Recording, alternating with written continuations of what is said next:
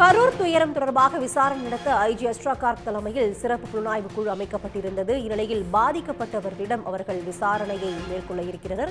கரூரில் கூட்ட நெரிசல் ஏற்பட்ட வேலுச்சாமிபுரத்தில் அவர்கள் விசாரணையை தொடங்கியிருக்கிறார்கள். இது பற்றி விரிவான தகவலை தர காத்திருக்கிறார் செய்தியாளர் சதீஷ். சதீஷ், இரண்டாவது நாளாக விசாரணையானது தொடங்கப்பட்டிருக்கிறது. விவரங்கள். கண்டிப்பாக கரூர் துயர சம்பவம் தொடர்பாக சிறப்பு புலனாய்வு குழுவினர் பாதிக்கப்பட்ட பொதுமக்கள் வீட்டில் நேரில் சென்று இன்று ஆய்வு மேற்கொள்ள உள்ளனர் என தகவலானது வெளியாகியுள்ளது.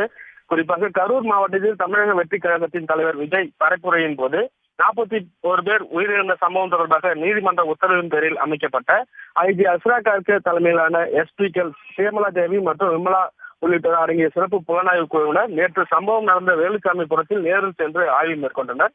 இதனைத் தொடர்ந்து இன்று இரண்டாவது நாளான இன்று காலை 10 மணி அளவில் சிறப்பு புலனாய்வு குழுவானது வேலுச்சாமிபுரத்தில் கூட்ட நெரிசலில் சிக்கி உயிரிழந்த 41 பேரின் குடும்பங்களை நேரில் சென்று ஆய்வு மேற்கொண்டு அவர்களிடம் வாக்குமூலங்களை பதிவு செய்ய உள்ளனர். மேலும் பரப்புரைக்கு தமிழக வெற்றி கழகத்தின் சார்பில் மேற்கொள்ளப்பட்ட நடவடிக்கைகள் குறித்து அக்கட்சியின் நிர்வாகிகள் சம்மன் அனுப்பியுள்ளனர். அவர்களையும் விசாரணை மேற்கொள்ள உள்ளனர். ஏற்கனவே இந்த வழக்கு தொடர்பாக ஆவணங்களின் அடிப்படையில் கரூர் மாவட்ட எஸ்பி ஜோஸ் தங்கையா மற்றும் வழக்கை விசாரணை செய்து வந்த ஏடிஎஸ்பி தலைமையிலான காவலர்களிடம் நேற்று சிறப்பு புலனாய்வு குழுவானது விளக்கம் கேட்ட நிலையில் இன்று பாதிக்கப்பட்டவரின் இல்லங்களில் இருந்து விசாரணையானது தொடங்க உள்ளனர். உடனுக்குடன் செய்திகளை தெரிந்து கொள்ள சன் நியூஸ் பெல் ஐகானை கிளிக் பண்ணுங்க.